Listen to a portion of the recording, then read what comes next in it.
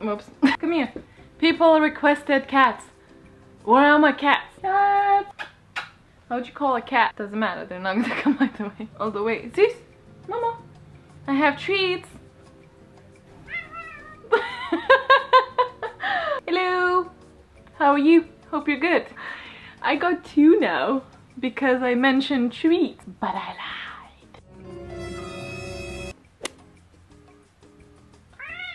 Oh, I'm so sorry. I don't think I have treats, buddy. You can have some catnip later, you addict.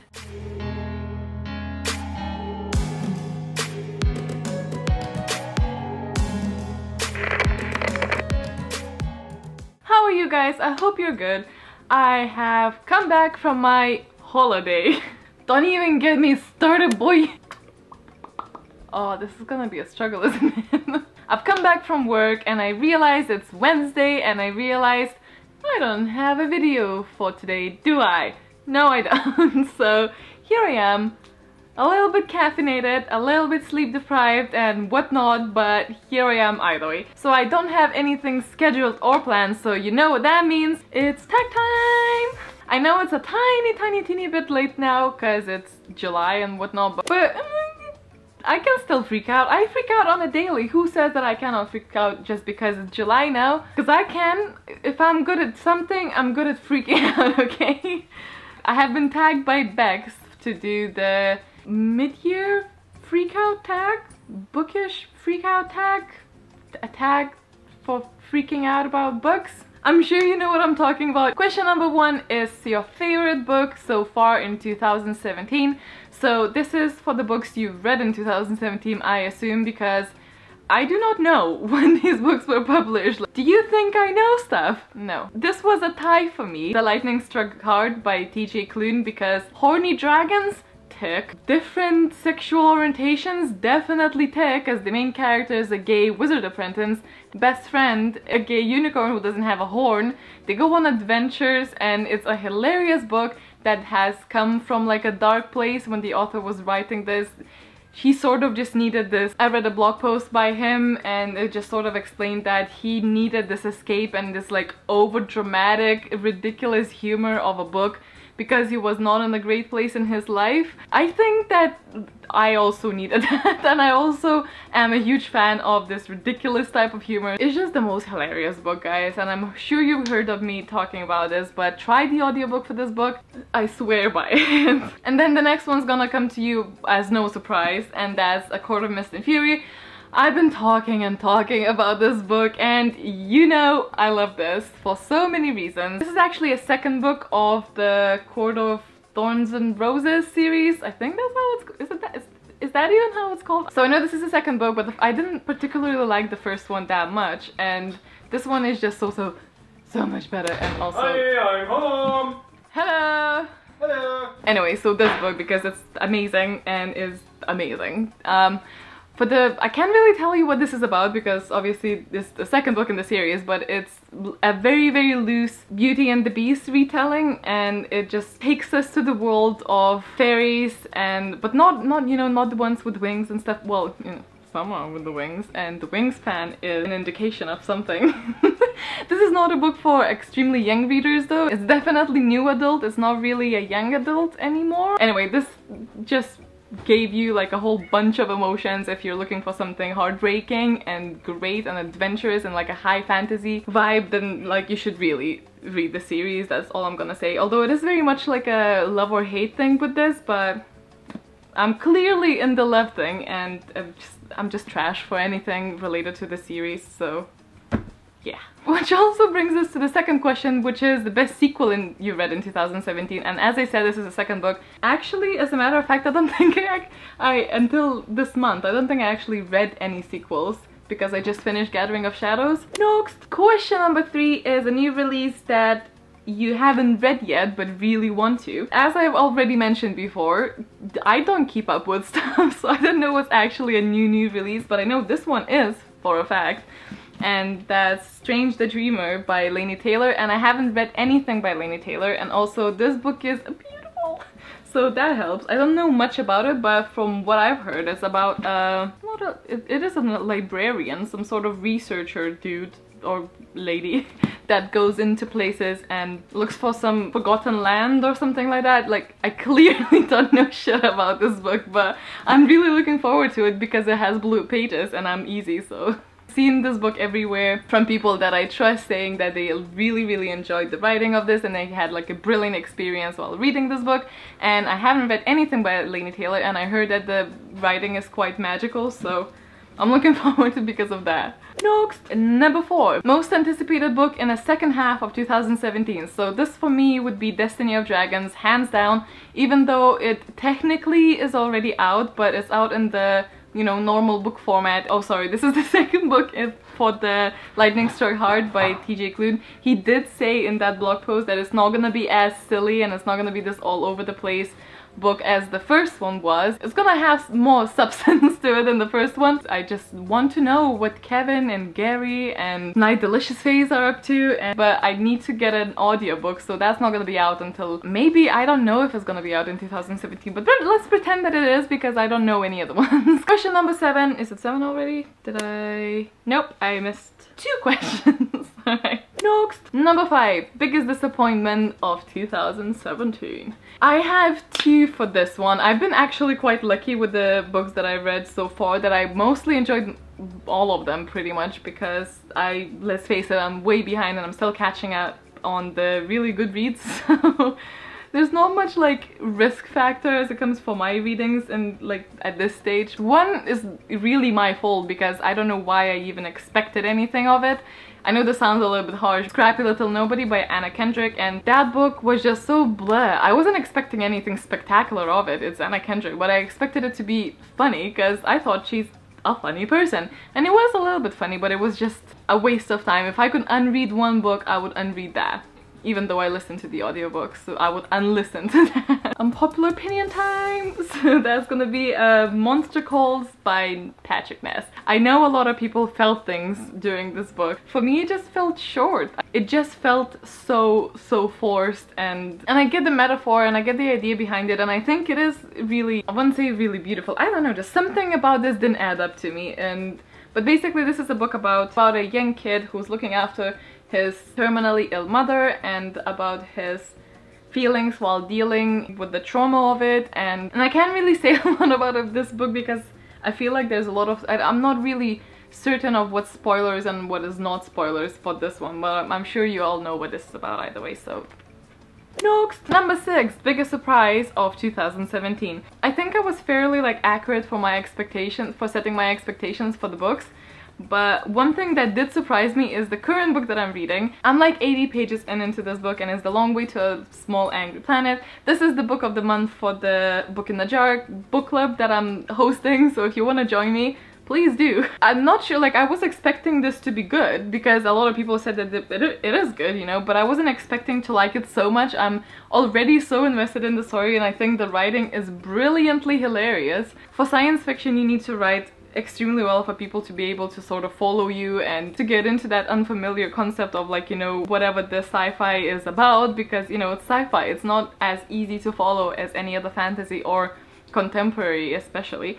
So to write in a way that you get hooked in like first 70 something pages, I don't even know what this is about properly yet, but I'm just meeting the team and the crew and everything is just so amazing. I love the writing in this book, and I've never read anything by Becky Chambers, but I feel already that this is gonna be one of those auto-buys for me, for the author. But we are following the crew of Wayfarer, and a new crew member named Rosemary is gonna join them. In the very first page of the book it says that she's changed her name and she doesn't really know if she's gonna be able to perform the job that she's gotten in the Wayfarer, and she's running from her past, but we don't actually know yet what her past is and why is she running from it. Wayfarer's crew is really diverse. It has different species aboard, and the ship has seen better days, but they're making do with what they have. The ship is basically like punching holes for other people to travel, and it's like quite dangerous, and it's like a freelancing thing, I think. And I'm sure there's like a big mission following this, that they're gonna get like a big job, because they keep talking about them wanting to get a big job or whatever.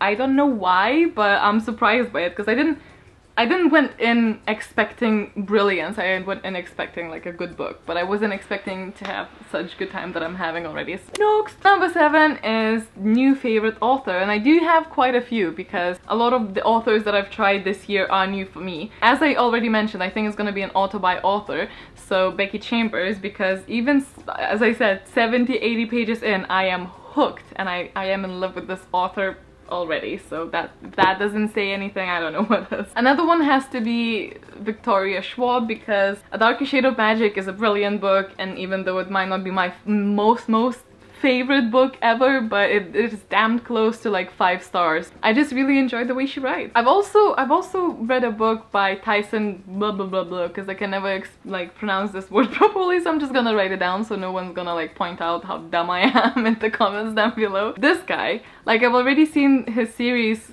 Cosmos and it's just mind-blowing, and I adored it, and I've never actually read any of his books until this year, and I'm so glad that I did. And this was actually an audiobook for me, and he narrated it himself, and it's just such an amazing experience. Mostly I listened to this during my lunch break, so I would go and sit by the pond and just completely phase out and just listen to his voice and talk about space and physics, and I just had a great time. And then of course I have to mention TJ Klune because the lightning struck hard. Come on.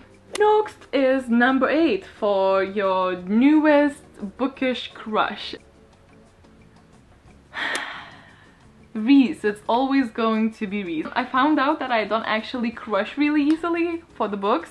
I will like the character, but I'm not gonna have like a massive crush, which actually surprised me, so maybe that's the biggest surprise of 2017, I don't know. Next, new favorite character. I have so many characters that I absolutely love and adore, but the newest one has to be Kizzy from The Long Way to a Small Angry Planet, because this girl is everything. I love her character. I love how cheeky and just unpredictable she is. She's like Luna Lovegood but cooler. Mechanic Luna Lovegood is just Next, number 10 is Book That Made You Cry, and nope, that still has not happened.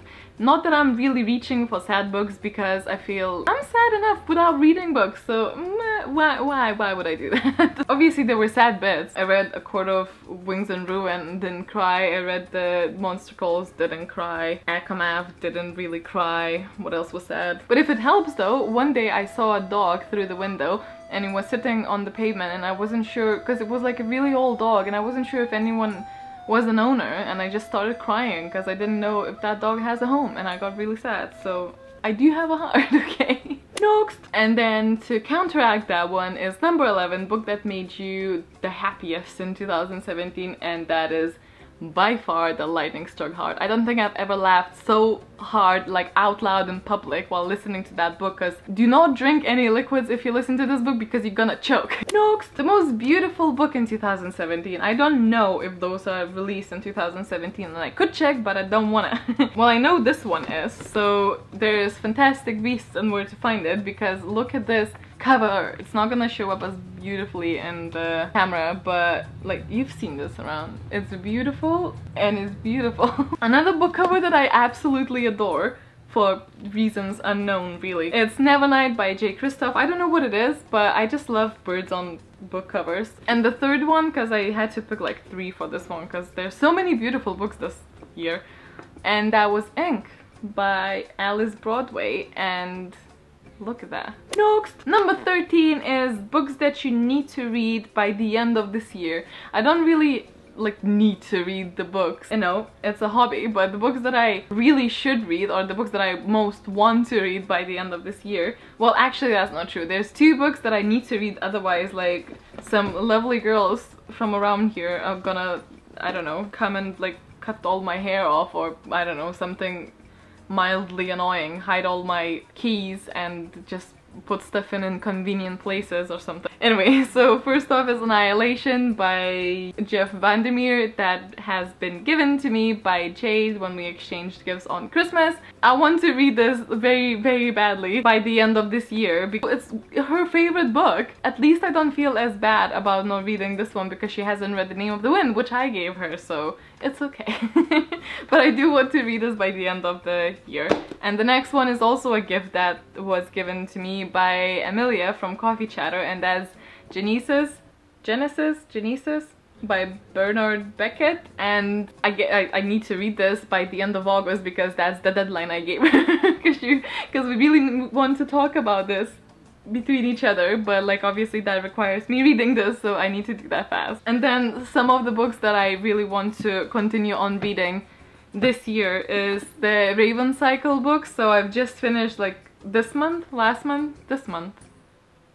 don't know, recently I finished the Raven Boys, and whilst the beginning was a bit like from the middle onwards I got really hooked, and it's like, I don't know, it was almost like soap opera in a book, and I just want to know what's up and what are the boys up to. So I just got the Dream Thief, so I want to continue with this and hopefully maybe pick up more from the series, because is it done yet? I don't know if it's done yet. Is it done yet? Let me know. And another sort of objective is that I really want to read a book by Brandon Sanderson, because I feel like his writing is gonna be like an extreme case of my cup of tea. And I only really have one of his books on my shelves, and that's the first one in the Final Empire. No, that's the first one is in the Mistborn series. I want to read this. Plus this is really beautiful. And that's really it. Like, there's a lot of things that I want to continue on with. Throne of Glass series, although I'm not enjoying that as much as I expected it to be enjoyable. Word sentences. There's some books that have been sent by extremely kind people that I mentioned in my hauls that I would like to get to, although I did, you know, tell them that I'm crap at timings. I really want to read the Battle Royale as well, and Brave New World. Ooh, and Nevernight, I really want to read that one so I can justify holding that book more often because it's so beautiful. I also really want to, oh, you can't see it, but I also want to get to this one, but I don't know if I'll have the time, and I don't know what's gonna happen. But I want to get to the Snow Like Ashes as well, because I don't know, because it's like floppy and I really want to read it. The only thing that stops me from grabbing it like sooner is that I heard that the first one is really good, but it then sort of goes downhill afterwards. So let me know if you read the series and you think otherwise, and that I should get it, and well, not get it, I already have it, but if I should prioritize reading it, because I've heard brilliant things about the Snow Like Ashes, but apparently it gets like a bit next. And the question number 14 is the favorite book community members. I have so many, and I feel like it's such an awkward question because we could sit here and I could speak for like half an hour and just name people. I'm gonna name some of the girls that I speak on like almost the daily basis. I'm gonna link all of these people down below for you guys to check out as well, so maybe they can make your lives a little bit brighter as well. So there's Clara from Clara Reads Books. We had so many Skype dates with her that we just sat there for hours, and it would be okay for her, but for me it would come to like 3 AM and we just like talk about life, and we both have like insane anxiety issues, so we sort of like keep each other company when we're losing our shit. We're like anxiety buddies. There's Emilija from Coffee Chatter, the girl that I got to know so well, and I just like, she's one of my best friends now, so like whether she likes it or not, sorry. There's of course Jade, who's my like OG friend from like blog times, and she's like one of the first people that I actually gotten to know so well through internet. We came into this book community thing together, and she's just forever gonna be my soul sister, as she said. There's also Bex, who tagged me for this video. She's hilarious, and she also always brightens my day, and she's so sassy. I think it's like a Australian thing. Australian people are so sassy, I love it. Speaking of, there's also Cam from Wolf Shop Publishing. He's sassy as well. Like, you guys, there's something going on there. Cam is also extremely hilarious and like a really kind soul, and it's always a pleasure to speak with him. And there's a bunch of people from Instagram. I'm not gonna even start naming them, but you know who you are. And there's like loads and loads of people I could mention, but like obviously I'm blanking, so what can you do? And that's everything. I say that as if I'm not been speaking for like 40 minutes straight. Let me know down in the comments what was your favorite book so far 2017, and what was your biggest disappointment in 2017, because I feel like those are two main questions to answer, and it's always give it a thumbs up if you like this, subscribe if you want to see more of this, and I will see you next time. Bye!